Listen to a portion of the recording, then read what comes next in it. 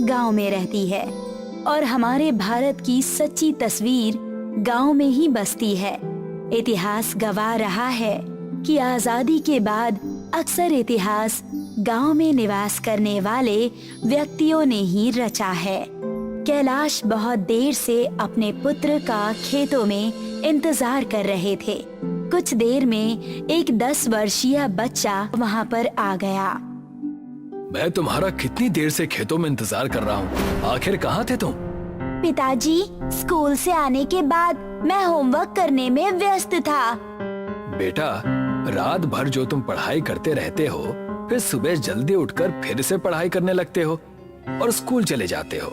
मुझे तुम्हारी यहाँ खेतों में जरूरत है। माफ कीजिएगा पिताजी, कल से मैं समय पर आ जाऊंगा। बेटा, हमारा परिवार बेहद गरीब परिवार है।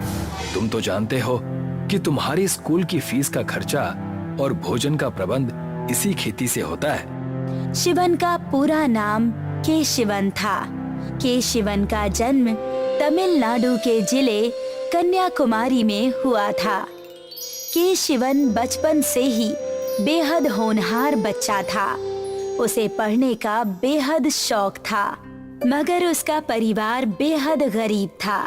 उसके पिता कैलाश खेती करके अपने परिवार का भरण पोषण करते थे। केशिवन एक सरकारी स्कूल में पढ़ता था, मगर उसके पिता अपनी गरीबी की वजह से सरकारी स्कूल की फीस भी नहीं भर पाते थे। केशिवन पढ़ने के साथ साथ अपने पिता के साथ खेती में हाथ भी बटाता था। केशिवन का बड़ा भाई अक्सर अपने पिता से इसी बात पर लड़ता था। आज भी उसका बड़ा भाई अपने पिता कैलाश से केशिवन को लेकर ही झगड़ रहा था। पिताजी, आपने शिवन को कुछ ज्यादा ही सर पर चढ़ा रखा है। हमारे परिवार में आखिर कौन पढ़ा लिखा है और पढ़ लिख कर आखिर होता क्या है?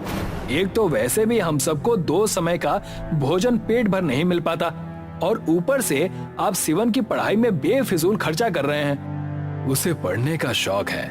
मैं उस छोटे से बच्चे का दिल नहीं तोड़ना चाहता, इसीलिए जब तक मेरे बस में है तब तक मैं उसे पढ़ा रहा हूँ। मैं उसके पढ़ने के खिलाफ नहीं हूँ, लेकिन हमारे परिवार की परिस्थितियाँ ऐसी नहीं है कि हम उसे पढ़ा पाए। अगर वो पढ़ने लिखने की जगह सारा दिन खेतों में काम करेगा तो हमारे परिवार के लिए ज्यादा अच्छा होगा। तुम्हें उसकी चिंता करने की कोई आवश्यकता नहीं है। अपने पिता की बात सुनकर केशिवन का बड़ा भाई गुस्से से वहाँ से चला गया। केशिवन चुपके से अपने बड़े भाई की बातों को सुन रहा था। उसकी आंखों में आंसू थे। वो पिताजी के पास आकर बोला, पिताजी, भैया मुझसे नाराज हैं क्या? क्या आप मेरी पढ़ाई छुड़वा देंगे? नहीं बेटा, तुमने सुना होगा मैंने तुम्हारे बड़े भाई से क्या कहा। जब तक मेरे बस में होगा मैं तुम्हें पढ़ाऊंगा। अपने पिता की बात सुनकर केशिवन खुश हो गया। केशिवन अब और ज्यादा मन लगाकर पढ़ाई करने लगा। उस पे शुरू से ही कुछ करने का जुनून सवार था। वक्त धीरे धीरे बढ़ता गया और केशिवन ने इंटर पास कर लिया। पिताजी, देखिए, मैंने 12वीं क्लास में फर्स्ट डिवीजन हासिल की है। केशिवन की बात सुनकर उसका बड़ा भाई मुंह बनाते हुए बोला, खाली डिग्री लेने से कुछ नहीं होता। वैसे भी हमारे देश में पढ़े लिखे लोग रिक्शा चलाते हैं या किराने की दुकान चलाते हैं। तुम तो वो भी नहीं कर सकते, क्योंकि ना ही तुम्हारे पास रिक्शा खरीदने के लिए पैसे हैं और ना ही किराने की दुकान चलाने के लिए। केशिवन के पिताजी अब बूढ़े हो चुके थे। वो खेतों में काम करने की स्थिति में नहीं थे। ये कैसी बात कर रहा है तू? उसने 12वीं क्लास अच्छे नंबरों से पास की है। ये तो खुश होने वाली बात है ना? क्या खुश होने वाली बात है पिताजी? आपसे तो कुछ काम धंधा अब होता नहीं है। सारे परिवार की जिम्मेदारी अब मेरे ऊपर है। मैं साफ साफ कह देता हूँ, अब मैं शिवन की पढ़ाई में 1 रुपए भी खर्च नहीं करूँगा। अपने बड़े भाई की बात सुनकर केशिवन का चेहरा उतर गया।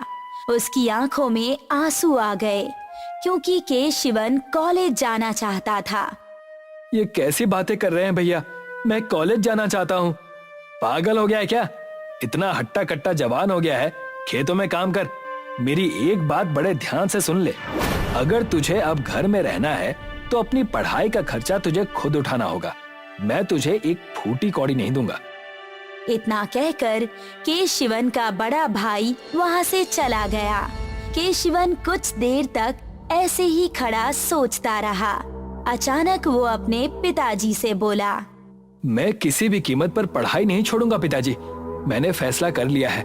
मैं आम बेचकर अपनी पढ़ाई का खर्चा उठा लूंगा। भैया से कहना कि उन्हें परेशान होने की जरूरत नहीं है। अपने बेटे की बात सुनकर कैलाश की आंखों में आंसू आ गए। उस दिन के बाद से केशिवन ने आम बेचना शुरू कर दिया और कॉलेज जाना शुरू कर दिया। केशिवन अपनी सारी कमाई कॉलेज की फीस में ही खर्च कर देता था और एक दिन उसकी ये मेहनत रंग लाई। केशिवन की इस मेहनत को देखकर कॉलेज के टीचर्स बहुत ज्यादा खुश थे और उन्होंने केशिवन की इस मेहनत को देखते हुए उसे स्कॉलरशिप देने का फैसला किया। केशिवन अब अपनी उच्च शिक्षा पूरी करने के लिए MIT चला गया। केशिवन को शुरू से ही विज्ञान में बहुत दिलचस्पी थी। वो बचपन से ही चांद सितारों को देखता रहता था। केशिवन का सपना था कि वो अपने देश का खुद का रॉकेट लॉन्च करके चंद्रमा पर भेज सके। केशिवन की मेहनत और कोशिश रंग लाई और वो दिन आ गया। केशिवन ने वैज्ञानिकों की पूरी टीम तैयार करके एक रॉकेट तैयार किया और आखिरकार वो दिन आ गया। उस दिन सारा देश आंखें फाड़ फाड़ कर टीवी स्क्रीन की ओर नजरें जमाए बैठा हुआ था, क्योंकि उस दिन चंद्रयान 2 की लॉन्चिंग होने वाली थी। केशिवन के पिता टीवी देख रहे थे। आज चंद्रयान 2 की लॉन्चिंग थी। कैलाश ने अपने बड़े बेटे से कहा, देखा बेटे, तुम हमेशा मेरे छोटे बेटे का मजाक उड़ाते थे और बोलते थे कि पढ़ाई लिखाई से कुछ नहीं होता। देखो, आज मेरा बेटा कितना बड़ा वैज्ञानिक बन गया। कुछ ही देर में ये चंद्रयान 2 लॉन्च हो जाएगा और मेरे बेटे की गिनती भारत के महान वैज्ञानिकों में होने लगेगी। सपने देखने से कुछ नहीं होता पिताजी। पहले लैंडिंग हो जाए, उसके बाद बात करना। इधर केशिवन चंद्रयान 2 की लैंडिंग में पूरी ताकत से लगा हुआ था। देश के सभी मंत्री, यहाँ तक कि प्रधानमंत्री तक इसरो में मौजूद थे, मगर तकनीकी खराबी की वजह से चंद्रयान 2 की सफल लैंडिंग नहीं हो पाई। केशिवन बुरी तरह से टूट गया, मगर तभी उसके साथ एक आश्चर्यजनक घटना हुई। भारत के प्रधानमंत्री खुद चलकर केशिवन के पास आकर बोले, तुमने कोशिश की है बेटा। सफलता और असफलता तो भगवान के हाथों में है। तुमने आज ये कारनामा करके दिखाया है जिसे कोई भी साधारण इंसान नहीं कर सकता। तुम हमारे देश के महान वैज्ञानिक ही कहे जाओगे। इतना बोलकर प्रधानमंत्री ने केशिवन को गले लगा लिया। प्रधानमंत्री के गले लगाते ही केशिवन ने खुद को विजेता महसूस किया। इसी बीच केशिवन रिटायर हो गया। अब इसरो में तीसरे वैज्ञानिक एस सोमनाथ की नियुक्ति हो गई। आपने हमारे देश के लिए बहुत कुछ किया है। मुझे आपसे बहुत कुछ सीखने का मौका मिला। मैं देश के हर नागरिक को अपना भाई समझता हूँ और हर नागरिक में मैं खुद को देखता हूँ। मुझे पूरा यकीन है कि मेरी इस असफलता को तुम सफलता में बदल दोगे। चंद्रयान 3 की सफल लैंडिंग करके मैं कोशिश करूंगा सर।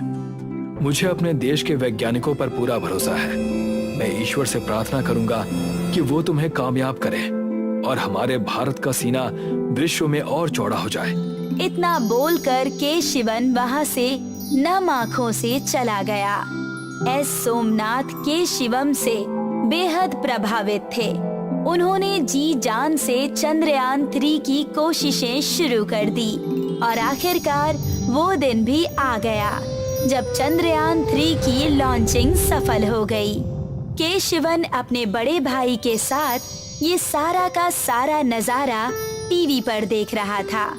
सभी चंद्रयान 3 की लॉन्चिंग एकजुट होकर देख रहे थे।